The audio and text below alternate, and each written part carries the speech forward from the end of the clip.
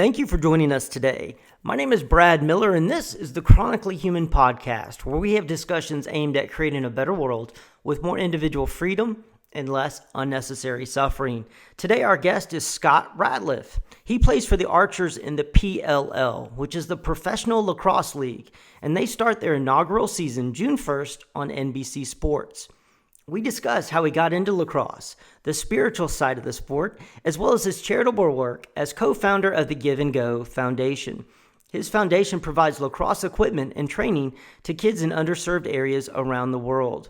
Scott and I also talk about the incredible lessons and virtues that playing sports, in particular lacrosse, provides kids and how it helps them to deal with stress, learn responsibility, improve their overall health and well-being, and helps to set them up to become more successful later in life. Scott also has a great YouTube channel called Rat Chat, where he talks about the lessons he's learned playing lacrosse and how they can help individuals lead a happier and more productive life today, and I hope you enjoy our conversation. Thank you, Scott, for being on the show today. Yeah, thanks for having me. Happy to be here. Yeah, definitely.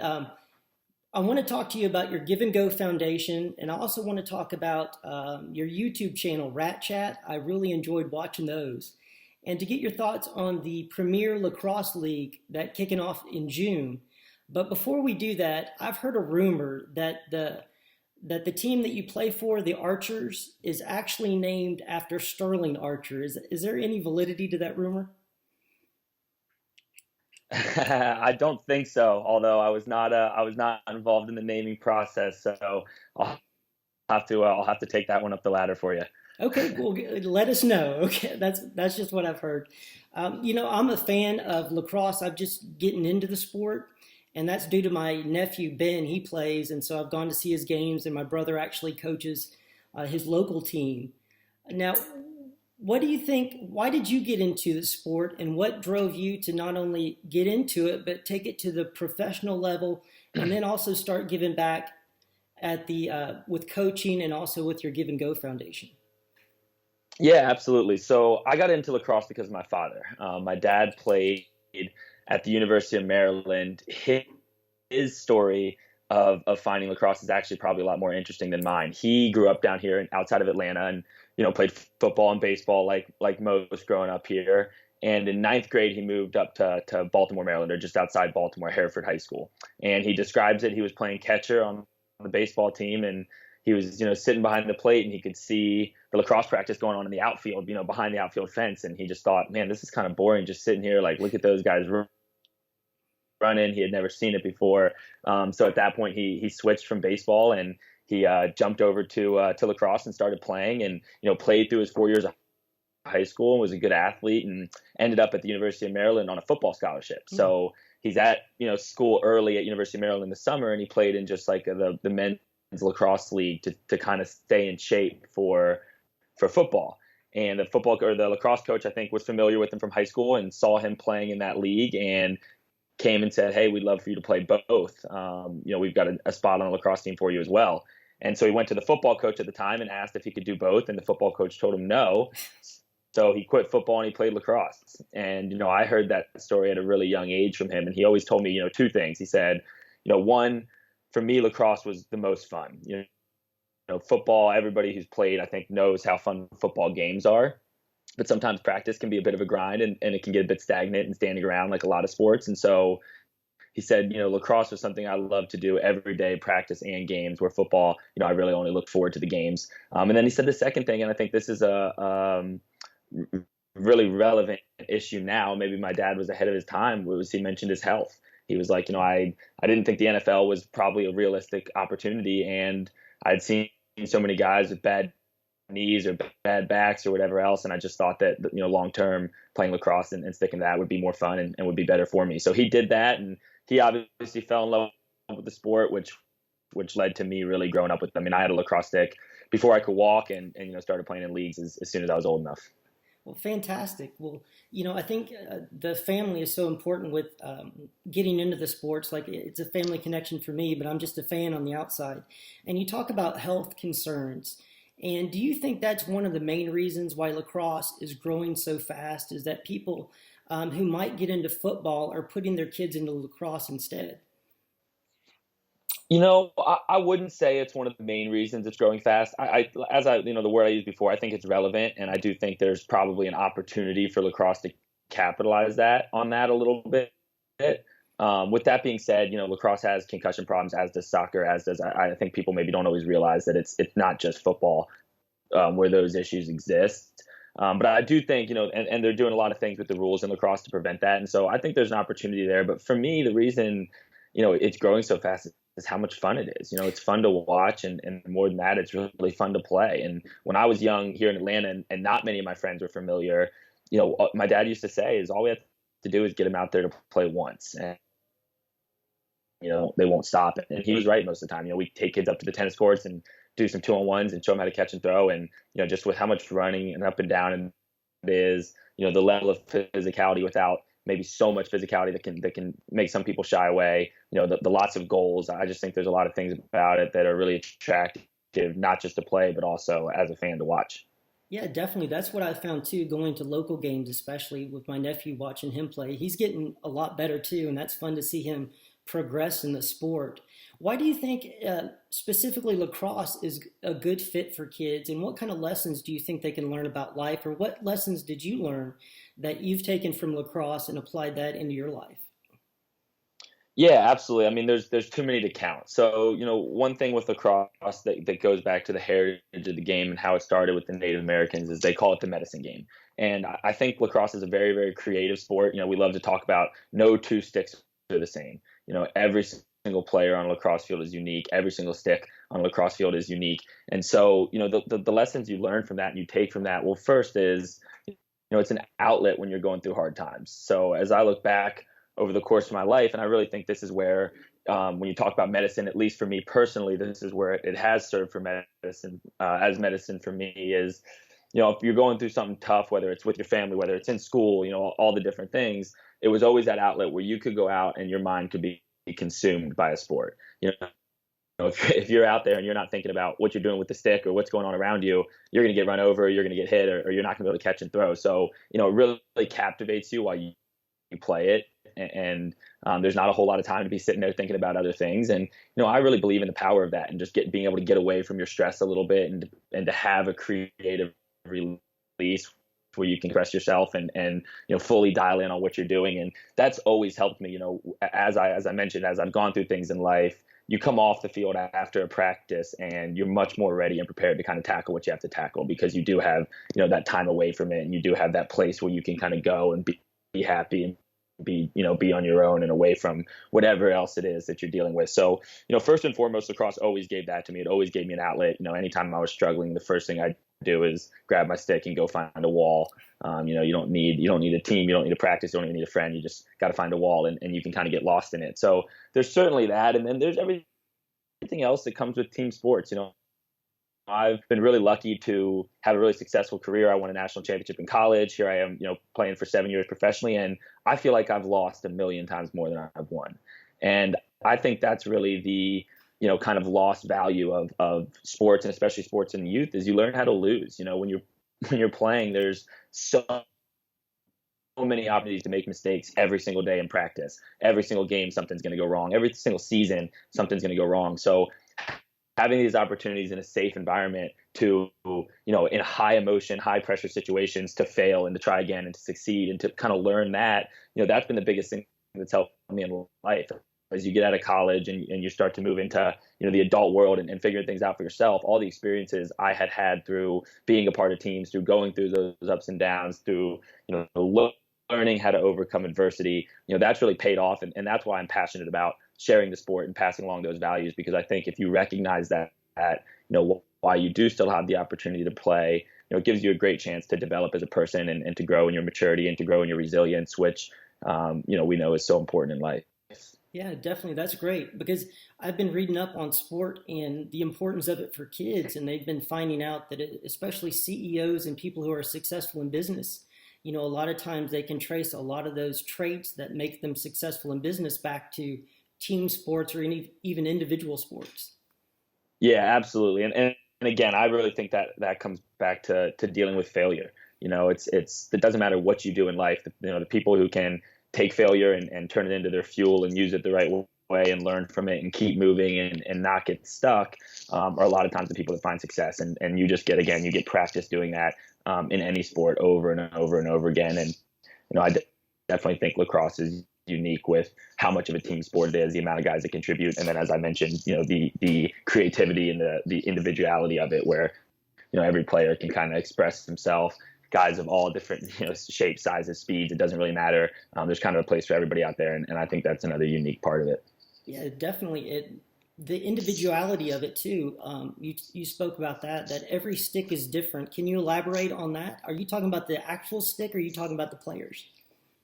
Of course, no, I'm talking about the actual stick. So, obviously the you've got the head and the shaft of the lacrosse stick, and then within the head you have the mesh, and so we call that the pocket, and that's the part that's different, right? You guys can use the same stick, the same head, but the pocket is strung, so you get some mesh. So there's leather, traditional stringings. There's a million and one different ways to do that, and every guy typically kind of likes theirs strung a certain way, and frankly, just like anything else, I think it's probably impossible to string one exactly the same way multiple times in a row. So that's where you just get the individuality is, in that pocket, and kind of being able to tweak that to meet your, exact likings. And again, if you look across sports, that's kind of a unique thing.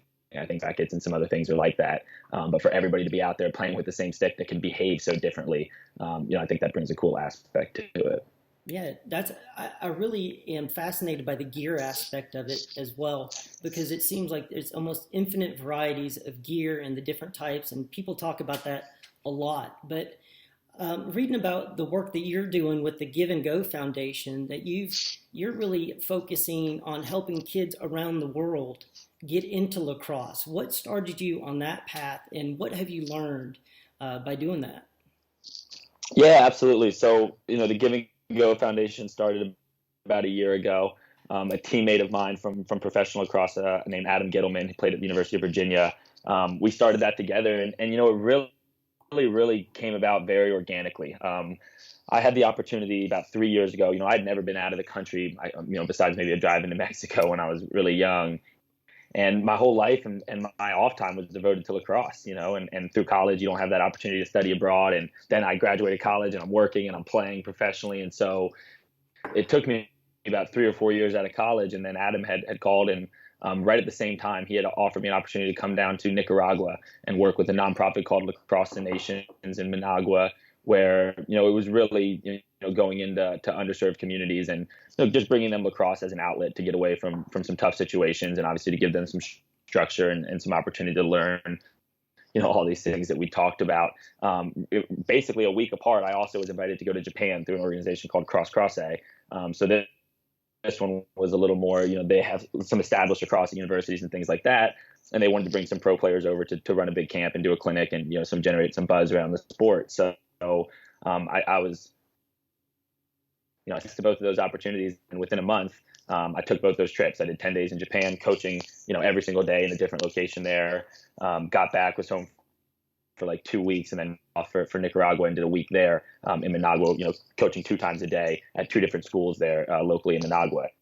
And those experiences just really opened my eyes to, not just the importance of travel and getting out to different cultures and what that could do for me personally, which is a big part of Give and Go as well, which I'll kind of speak on. But more than that, just it continues to show the impact lacrosse and sports can have in people's lives. And whether you're, in an underserved in a third world country and your family is really struggling, or you're just a college student in a middle class family in Japan, but you're looking for something to to invigorate you and just to inspire you and to encourage you to work towards positive things. And I really got a kind of a massive introduction to that between these 2 trips, and so we decided, hey, let's keep doing this, right?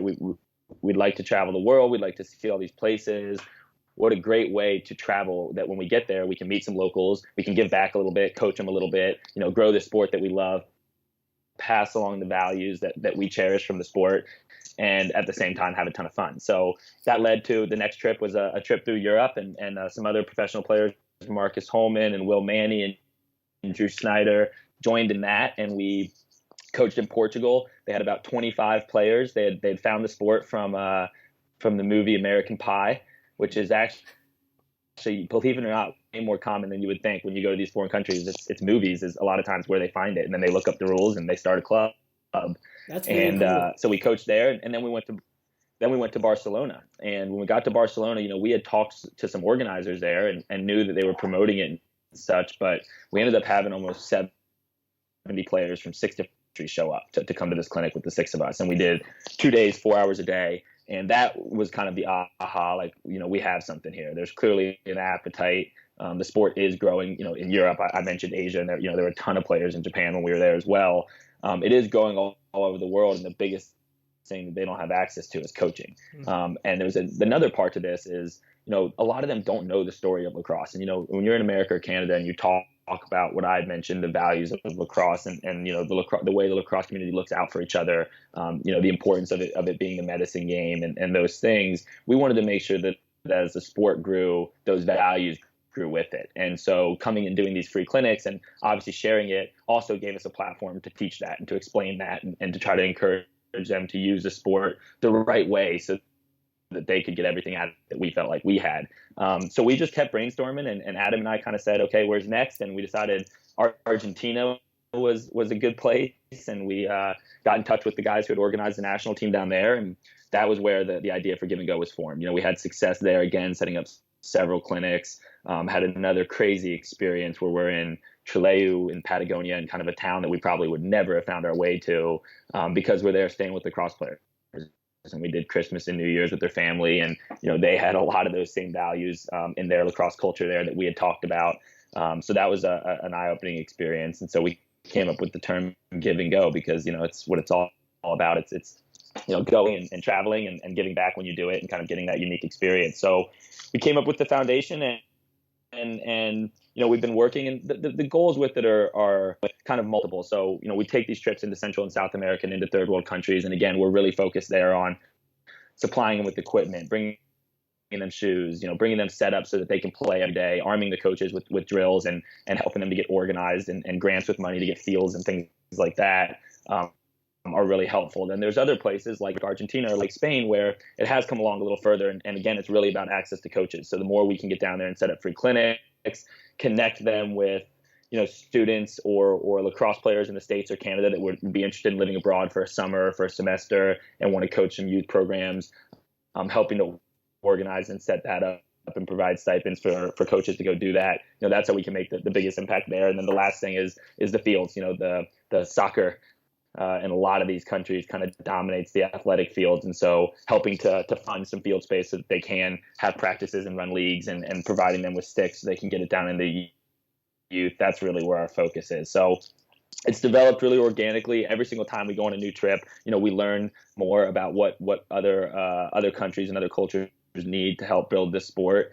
But most importantly, we just get reminded of the impact it can make. One clinic and one weekend somewhere and kind of seeing somebody that plays the sport at the professional level and hearing them talk about what it means to them and how you can use it to learn so much about life and about yourself and to develop so many good skills and habits that can help you far beyond the lacrosse field. And then also to join a community that is going to have your back and that is going to take care of you and that's going to say, hey, we're here for you. If you need anything, you don't hesitate to reach out, where we are. And that's kind of how the lacrosse world works. We've seen it inspire a lot of people and we've seen it change a lot of habits in a lot of people. And that's really what keeps us going. That's fantastic. I was reading a little bit about your trip down to Nicaragua, and one of the aspects that I think is great what you're doing is that you're using your talents and your passion, which is basically your business because you're a professional athlete, but you're translating that into something into a volunteer type atmosphere. And I've been reading lately about how the most effective volunteering and charity that we can do is one, voluntary, and two, is based upon our skill knowledge that we get from our work world and also what we're passionate about. So I think that's exactly, a great model that you guys are doing.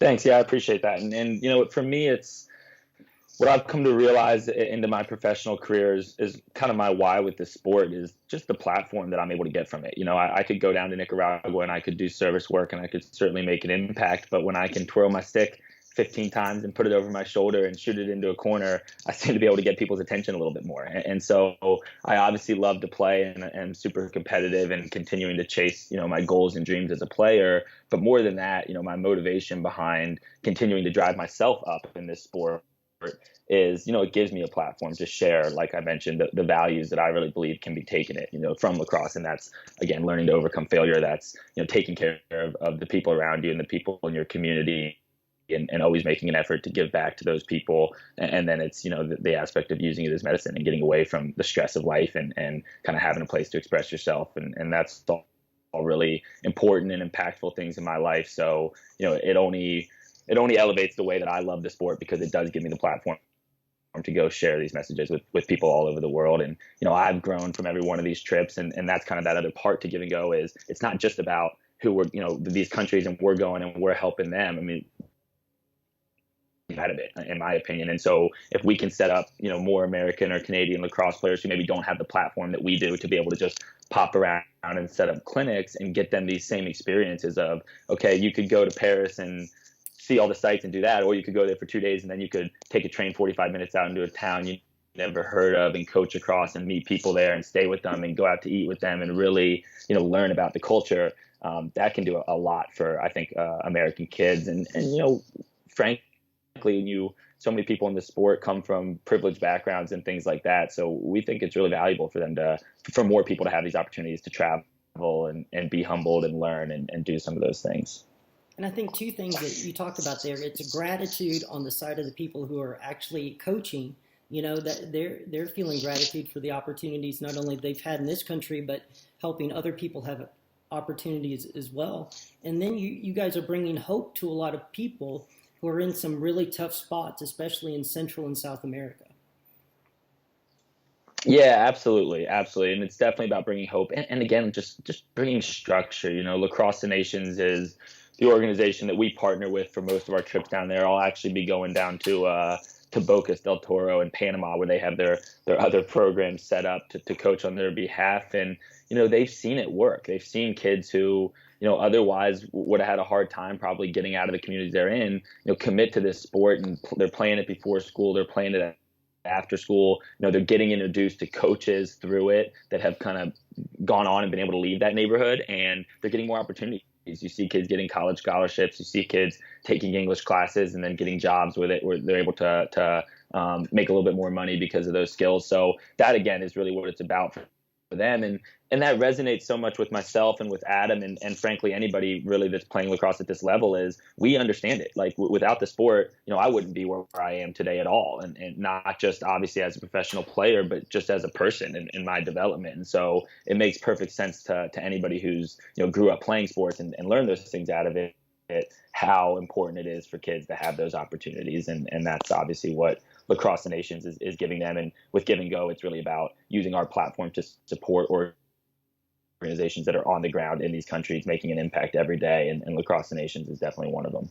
Well, that's fantastic, because a lot of people, when they hear about like a sport charity that's going around helping kids play lacrosse or giving away sticks or helmets, I think that people really underplay or don't appreciate the role that sports has in a child's life, especially at a young age, that you can get them early and that you can build structure. And one thing, too, that I've seen with my nephew, Ben, is that he's really learning the importance of practice over and over and over again. Are you seeing that with your kids as well, that discipline carries over to other things in their life?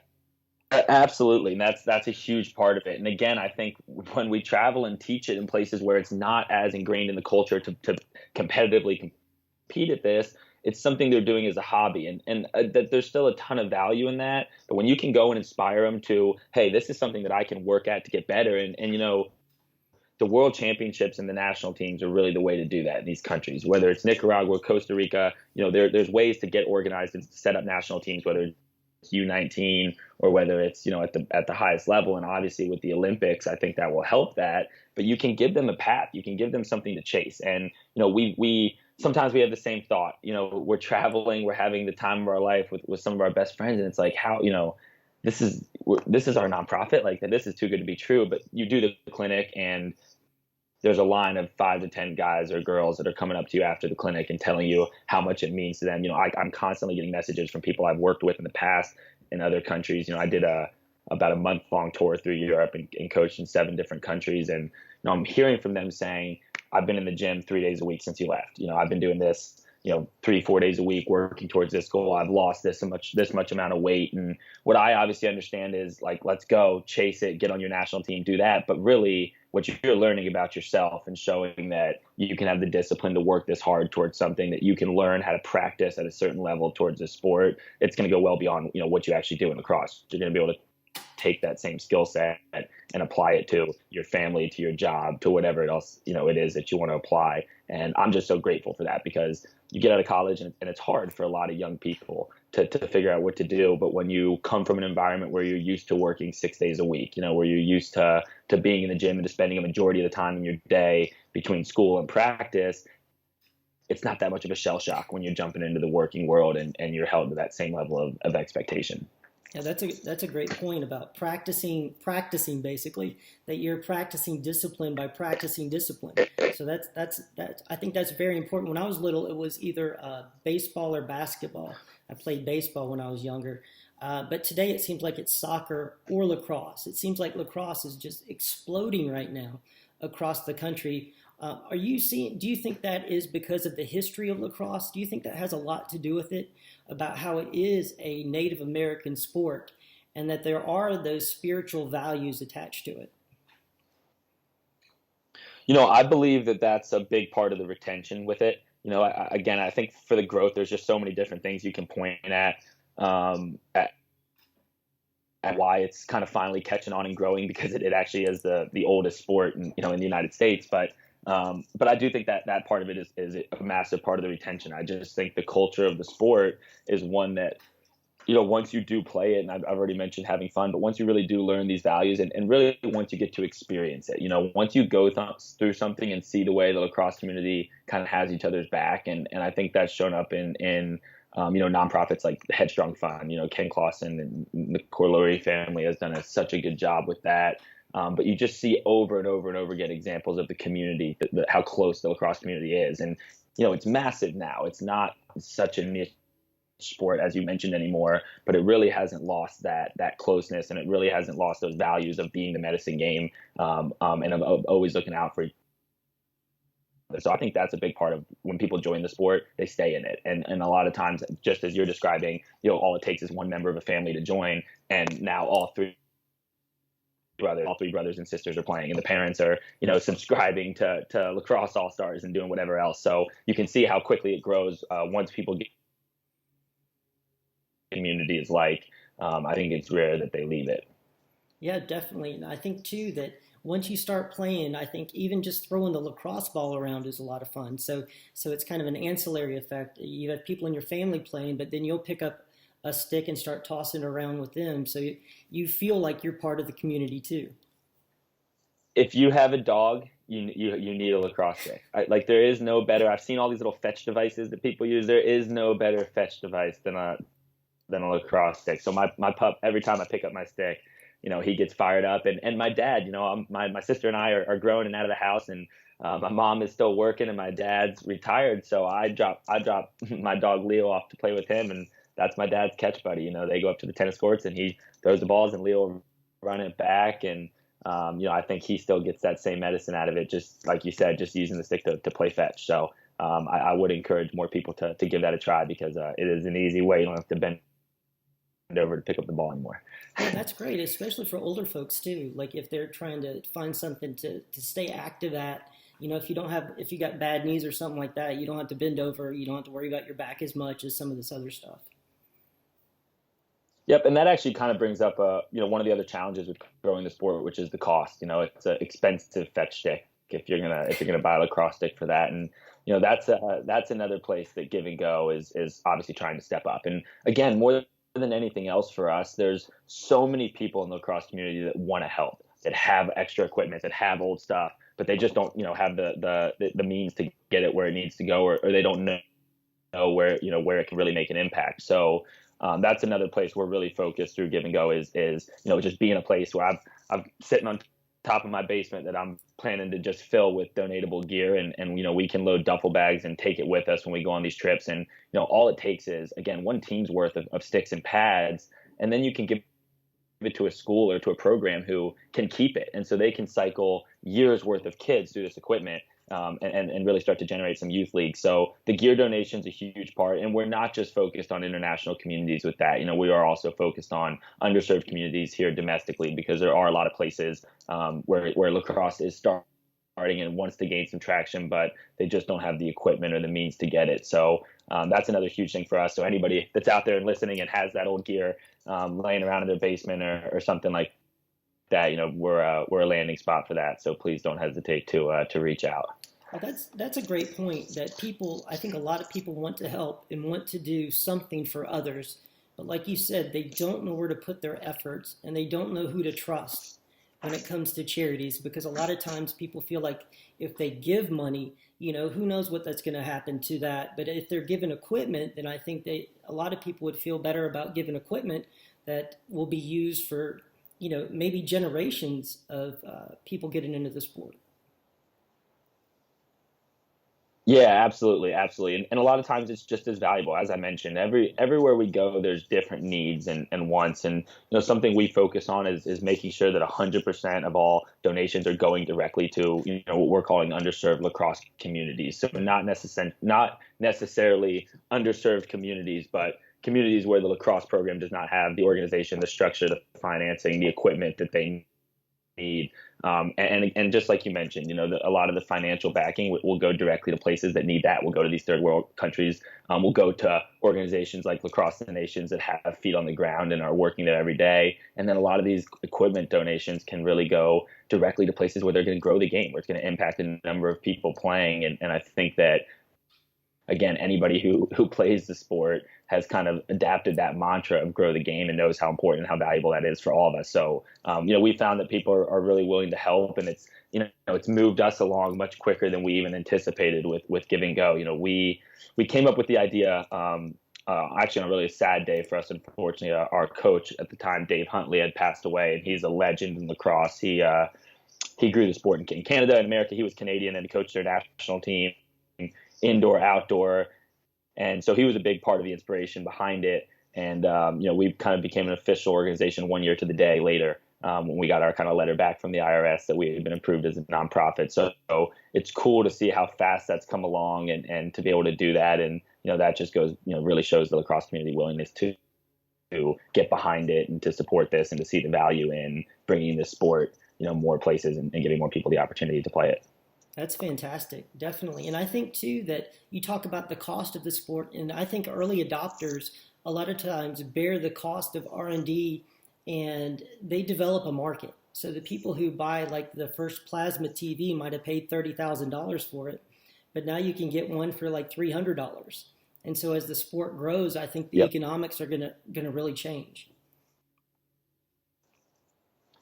And I think you're already seeing that with different companies that are starting to put out these products at a much cheaper price. The starter sticks, String King does a great job of that. STX, Warrior with their Warp. And so a lot of these, lacrosse companies have been eager to support us and to get behind us as well, because obviously as the sport grows out across the world, they'd love to get their products in these guys' hands. And then more than that, they also see the value in helping it to grow. And they're focused on developing really good starter products. That was a big issue with retention, was, if the sticks aren't strung well, we talked about the mesh and it doesn't throw right, it can be very, very hard to use that thing.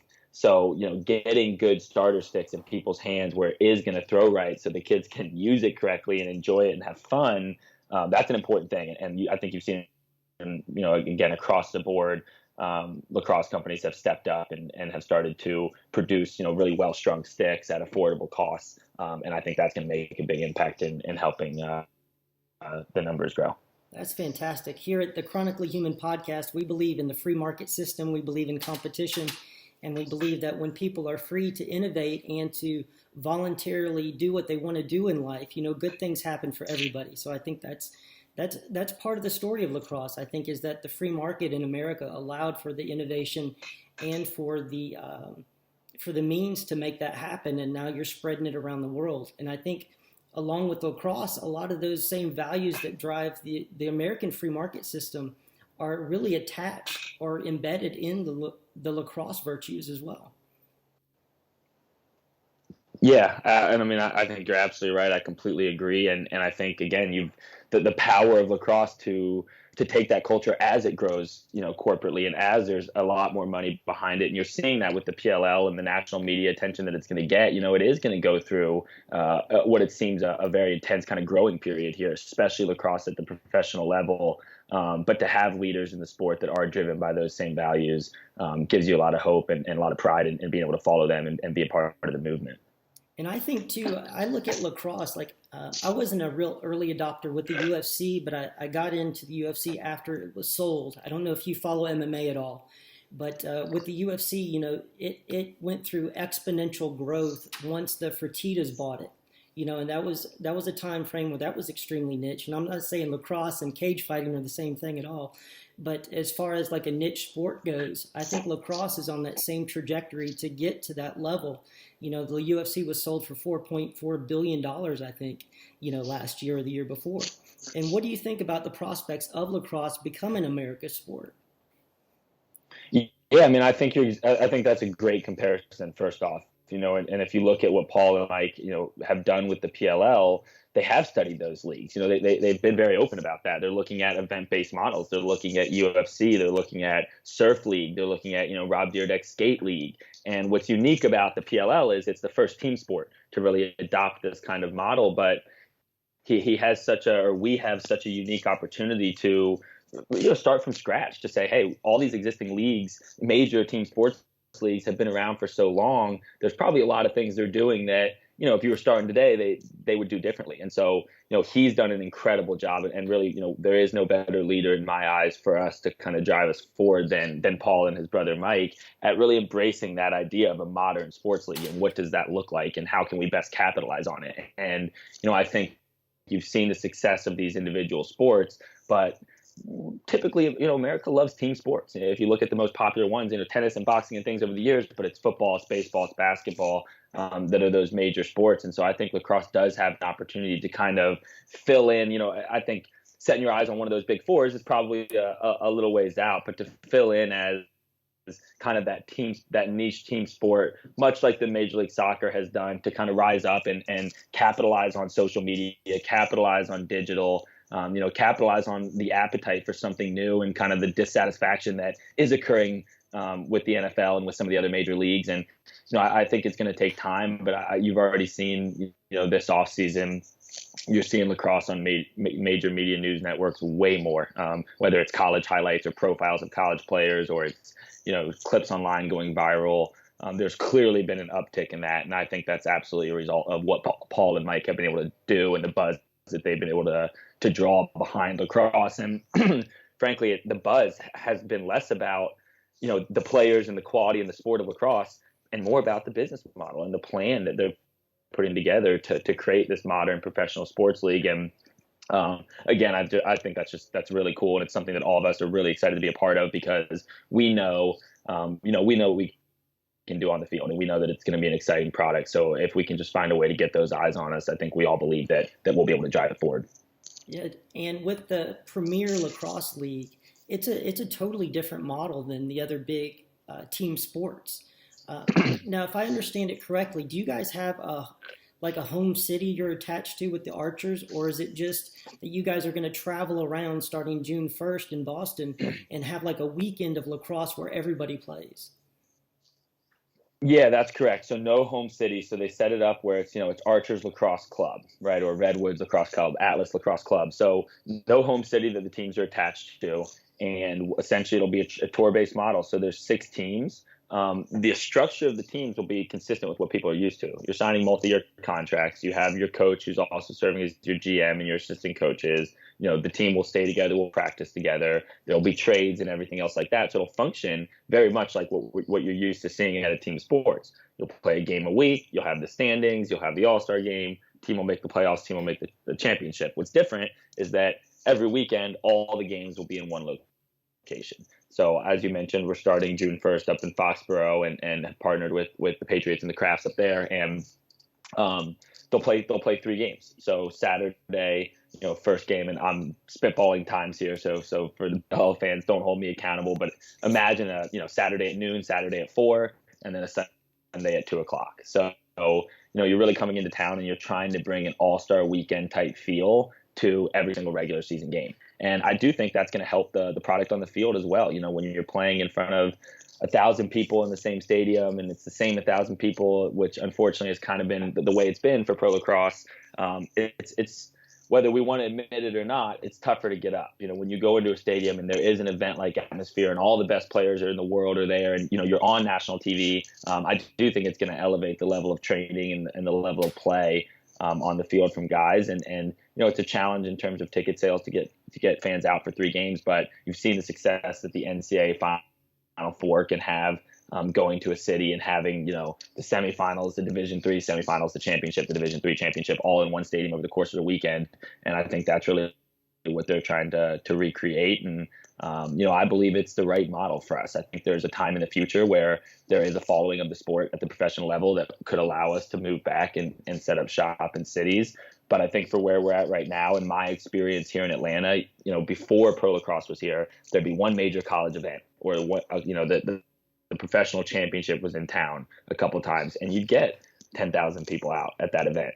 And the 2 professional leagues moved in, and all of a sudden all these college games started coming down, and the market just hasn't shown the ability to show up 7 times in summer for a professional lacrosse event the way that you would hope. So my just personal experience is that is the right move for us, and that is a model that could work. And they have a TV deal with NBC Sports, so being on national TV, that Sunday game, that primetime game every weekend being televised, and then having the All-Star game and the championship game televised on NBC, that's a huge step forward for our sport. And the production capabilities that NBC can bring for people that are new to the sport, that to help them follow the ball, to help them understand the rules. I think that's a really important part of growing it and attracting new fans.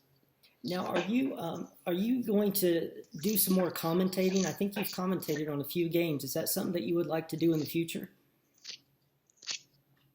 No, probably not. Probably not. I do enjoy doing it. I like to talk. Sometimes I talk too much, I think. And it's always fun. And so if a game is here in Atlanta and I can get on there and provide, some perspective to how cool it is and how important it is to have the game in Atlanta and things like that, I do like to do it. Like when I was young, I had dreams of being a broadcaster, but at this point, I think I've got other things in front of me. Because I was thinking that you could be the Joe Rogan for lacrosse, that you could, for USC, I don't think it would be where it is without Rogan, for somebody who's actually, he never fought in mixed martial arts, but he fought Taekwondo and he understands that world. And I think it's important to have somebody who understands the world. I know you're playing still, but later on, maybe that's something to consider. Yeah, it definitely is. I think we have a lot of great ambassadors in the sport. And, a guy who I spend a lot of time with here locally is Miles Jones. And when I look at, like what you're describing, and Miles is going to be broadcasting some games on ESPN this college season, he's a amazing person to kind of be that voice. He has a massive following. He's, has that look of a big time NFL NBA player. He's 6'5" and he's 250 pounds. I've seen that up close and personal a couple times, unfortunately, and he's extremely charismatic, and he's very well spoken, and so he's a guy that I think when you look at the future could really kind of carry it and be that voice. And for me, I've really landed in a place, and I mentioned it, where I'm competitive and I want to continue to win, and I want to continue to try to accomplish everything I can as a player, and obviously be a part of growing the sport and taking it to the next level. But where I'm really passionate and have kind of found my love is in more on sharing the values and helping people understand how you can take the lessons from sports and apply them in your real life. And that just comes from my own experience and my own ability to grow as a person and to find more happiness, to find less stress, and ultimately to find more success by, taking these lessons, learning about myself from the ups and downs of my lacrosse career and trying to apply them and use them the same way in my personal life. And is that what inspired you to do your YouTube channel? Because I see that, I think I watched 3 of your videos. I'm not sure if there's more than that on the channel right now. But I really liked, you're focusing on mindset. And I think mindset is a part of sports where it does get some airplay, but I mean, you don't really hear about that from folks on ESPN, or when you hear about the headlines of a game, you just hear the box score. But I think that the mindset part of it is something that, like you said, can apply to everybody. Yeah, and so appreciate the YouTube channel shout out there. So the Rat Chats was started for exactly that. My mom has worked in leadership and personal development for her whole career. And over the last 5 years, I've kind of been introduced into that world and that line of work through her, primarily in the corporate space. And so, backtrack a few years when I'm interested in kind of starting to get into that and learn about it, I'm thinking, well, maybe I can learn a little from these leadership or personal development programs that she's teaching, and I can try to figure out and create my own for sports. And so first step of that for me was to go through it. Was, hey, let's learn, what she's teaching and how she's going about it. And so I really dove in for a year. And what ended up happening in that year was I really committed to my own personal development, to growing as a person myself. And it made a massive impact on my lacrosse career, my ability to deal with failure. I became a better teammate. I think I became a better leader. And that was translating into better performances and more wins for the teams that I played on and coached on. So as I was going through this experience, it kind of was an aha moment for me that, this isn't different. Developing as a person directly translates to on-field performance. And I started to realize that I could also learn from all these highly emotional, highly intense, high expectation situations that I'm putting myself in lacrosse. I can learn about my weaknesses, and I can use those to grow as a person to help me in the things that I'm going through off the field, my relationships or my career or the stresses of life. So I really had an aha moment and got introduced to that line of work through that. And since then, I've been really committed to trying to kind of drive my career in that direction. And I run what I call Scott Ratliff Leadership Academies here locally in Atlanta, where, high school kids of typically lacrosse backgrounds, but have worked with basketball and other athletes as well, will come in. And it's essentially a mental toughness workout program where I'm going to teach you to recognize and build awareness around the struggles that you get to see, and primarily through sport, but we will certainly touch on in the classroom and in the home life as well. And how do I take these struggles and learn from them and grow from them and move past them and not let them stress me out or block me from, accomplishing what I want to accomplish. So I've been about 3 years into kind of running these programs, and I'm just looking to continue to grow my brand and ability to share these messages I have. And so that's the idea with the YouTube channel, is just to kind of share some of the things I've learned and spread awareness around my work in that space. And I've gotten a chance to work, with the Utah lacrosse program and a little bit with the Mercer lacrosse program in Richmond and some of these different schools. And so slowly but surely, I'm trying to just get these messages out and help make sure more and more athletes understand the opportunity that we have to learn from sport and to apply it, well beyond the field, and also the opportunity we have to improve as people off the field and understand and see how that correlates to your performance and your leadership on the field. And I'm having a good time doing it, and I'm learning a lot in the YouTube world. So I think I'm up to 5 now. Got to get another one up this week, hopefully. So awesome. We're slowly but surely we're getting there. Well, that's great, man. It's about what I've found with mine. We're up to, I think, 20 episodes now. And so it's just about, consistency and just keep doing it, keep doing it, and keep doing it. And you'll gain traction. Definitely. I already see your views going up, and I think it has a lot of value, not only for people in sport, but other folks as well. I've been chronically ill for 30 years, ever since the age of 11. I've had like 20 surgeries, 50 hospital stays, and hundreds of doctor's visits. And what I've found through the years is that there's a correlation between people who have like a chronic illness and then people who are pro athletes. And at first you wouldn't see a correlation between the two, but I think both have those massive ups and downs in emotions. I call it like emotional friction that can have huge, your mindset plays a huge role in your health as well as your performance. And also with dealing with physical inflammation as well. Do you find it helpful? What do you do to help manage inflammation from training? Because you're in a state of almost a chronic illness when you train so hard. And then when you go onto the field and you get beat up, you're almost in a state of constant recovery. Yeah, no, I'm so glad you brought that up, because it's such a good point. And understanding the impact that stress and that your mindset can have on your physical health is something that I think more and more people are starting to realize and starting to understand. And in fact, some of these personal development programs I've mentioned that I've learned through my mom, they're rooted in holistic healing and in trying to get healthy from some of these chronic illnesses. And I've battled with, I've been really lucky. I've never missed a game in my professional or college career due to injury. But I do battle with tendonitis in my wrists, and the knees get sore and the hips get sore. And so really trying to understand the impact that just stress in my life can play into that, and that my eating habits can play into that. And like, as I mentioned, as I started to tackle some of the things maybe that I didn't even realize off the field that were stressing me out, relationship issues, or, unhappiness with my job or my career path and some of these different things, as I started to really confront and work on and strengthen in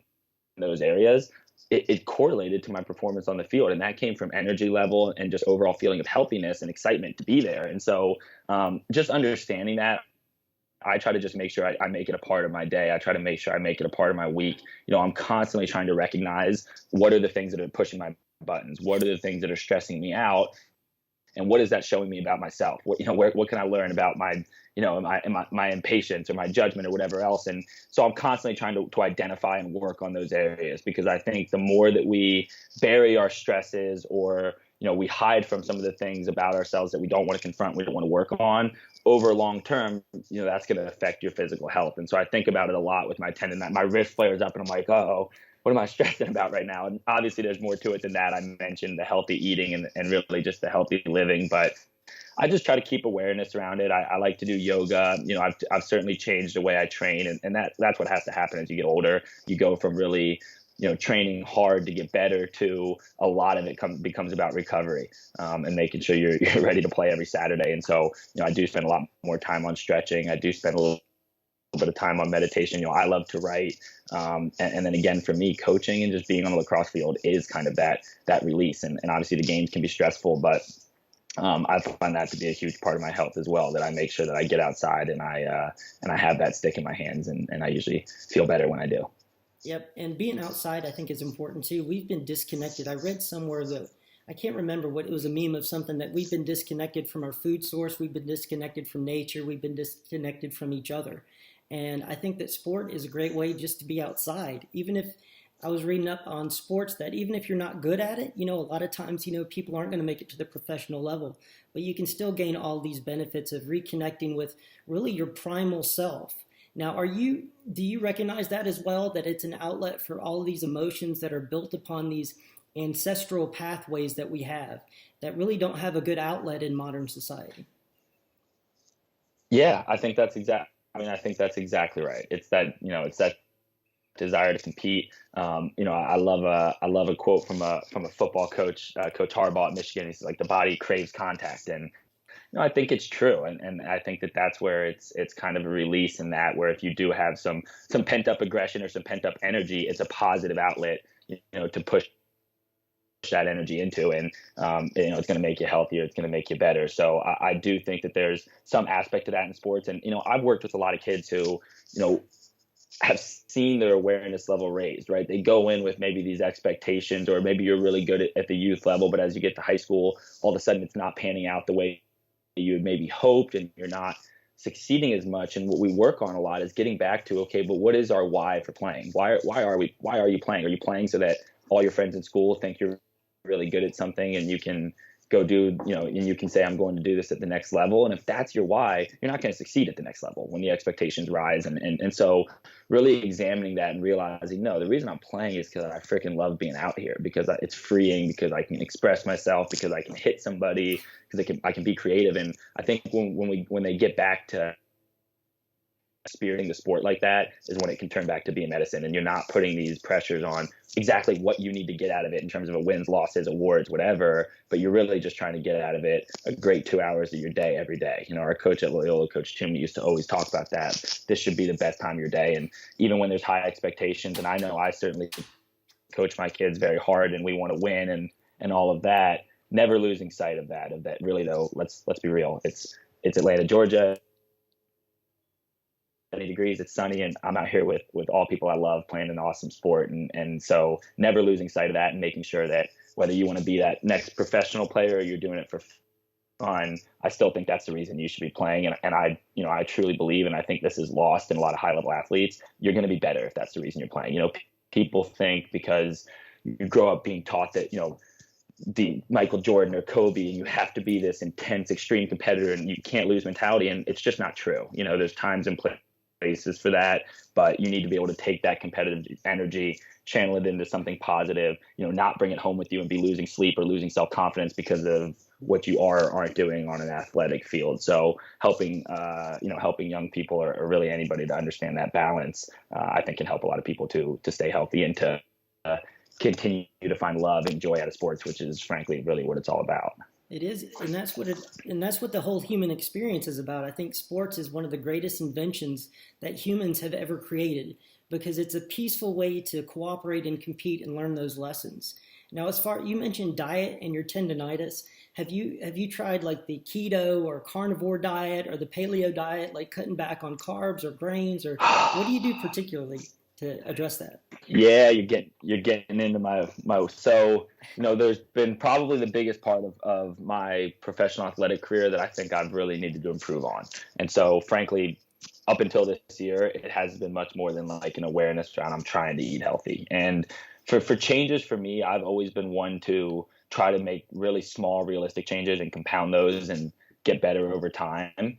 I've never been one to say I'm going to do this for a month or I'm going to just try this for a period of time, because to me, it's like if you're not creating a change that's sustainable, what's the point of that? So, so what I first this goes back probably 2 years. The first really conscious change I made was cutting out soda. And since then, and I was able to kind of get through that and stick with that. And since then, I've tried to just chop away at it. And I've probably made my biggest jump this year. And what I really find that works is,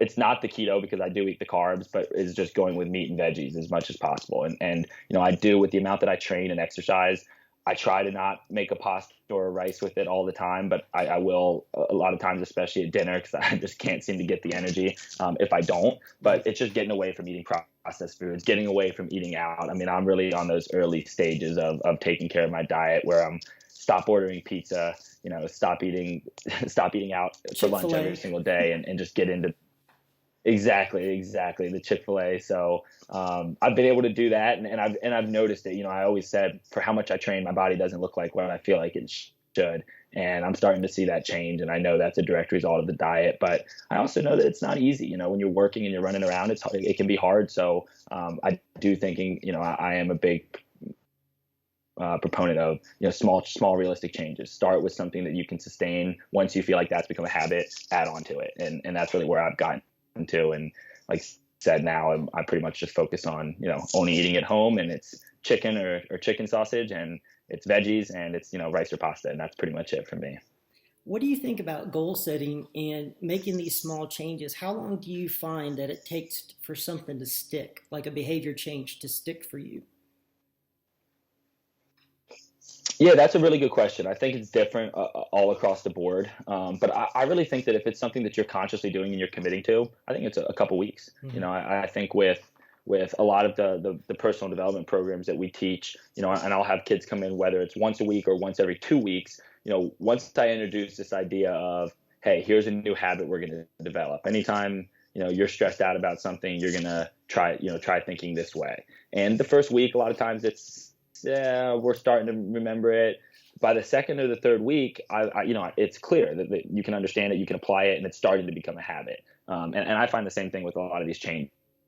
I came home after a trip over the New Year's, and I said, okay, I'm done eating out, essentially, and I'm going to start to get this done. And, I probably had to work for it for a week or two, but now it's like I'm, without thinking of it after practice, I'm at the grocery store and then I'm home, and it's really become a habit. So I don't think it's much longer than that for most things, that if you can really commit to it and be conscious about it for 2 to 3 weeks, it can pretty quickly turn into a habit. What about the idea of flow state when you play? Is that part of the reason why you play, to get into those moments of being in the zone where everything else just falls away? And I think that's something that's hard to like kids, I think, are like that all the time until they start to age, in the 10 to 12 age range, and then they're in school, and then they have all this external pressures on them where they can't feel that flow state as much anymore. And I think sports is a great way to recapture that feeling that I think as kids we all had. Yeah, no, that's a great point. I think the flow state is right when we're dreaming at night, our brain is functioning faster than it is during the day. So, the human conscious is slowing down our level of thinking. And so I think when you hit that flow state in a game, it's that point where you're turning your conscious off. You're not talking to yourself, you're not listening to yourself, you're reacting. So for me to be able to hit that flow state, it starts with having great habits, because When you get into intense or trying situations, you fall to the level of your habits. You don't, I think a lot of people think, right, adrenaline can make you rise and do extraordinary things, and that's true, but you're not on an adrenaline rush for 60 minutes of a game. You're just not. There's ups and downs and everything else. So you need to have those habits developed. And I think when you have really strong habits and then you get into these moments, it becomes easier to enter the flow state because you're relying on these habits and it's working and it's working. So you're just thinking less and less. And, in a team sport, something I talk a lot about is trust. When you trust your teammates and trust your coaches, again, it becomes much easier to reach that state. You're not thinking so much, you're listening, trusting, and reacting. And the more you do that, I think the more you enter it. And I've always been able to find that flow state that you're describing regularly. And for me, it's always come from running in the trails. And I live close to the Chattahoochee National Park, and since I was a little kid, I've gone and run in those trails. And I would always describe this runner's high.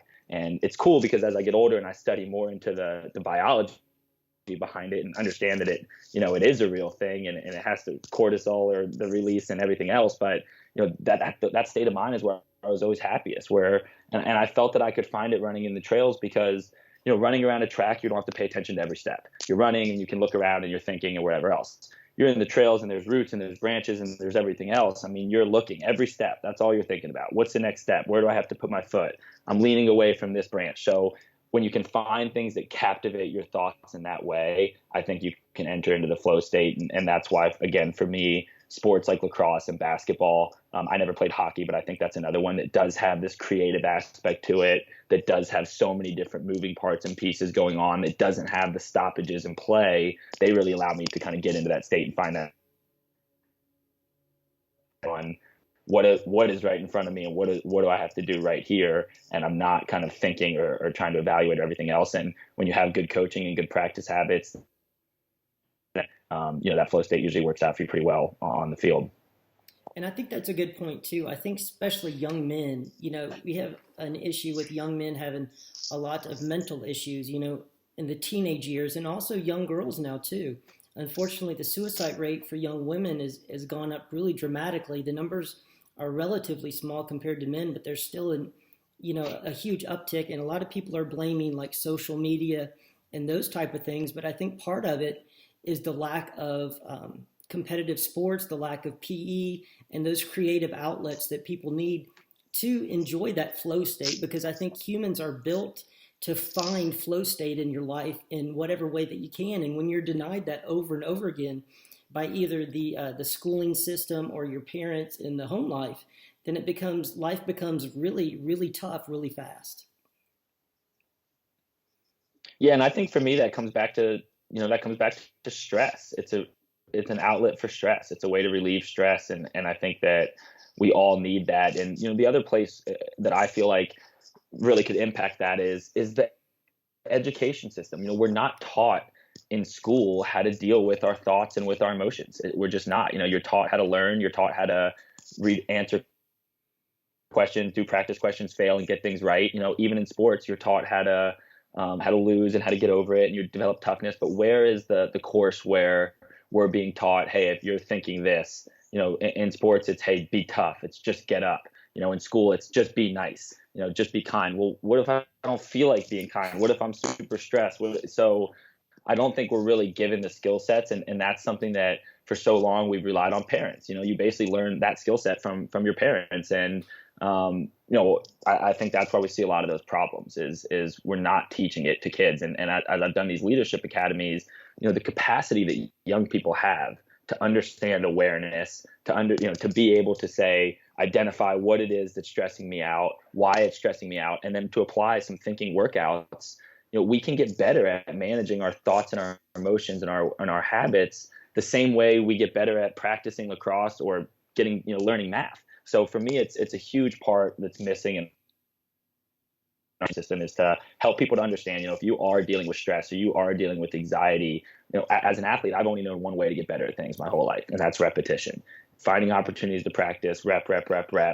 You don't rep something once. I don't go to the weight room once and curl and then walk out and now I'm strong. But I just know and believe and trust that if I do that over and over again, I am going to get strong. Well, I think it's the same way for people that deal with stress and anxiety in their life.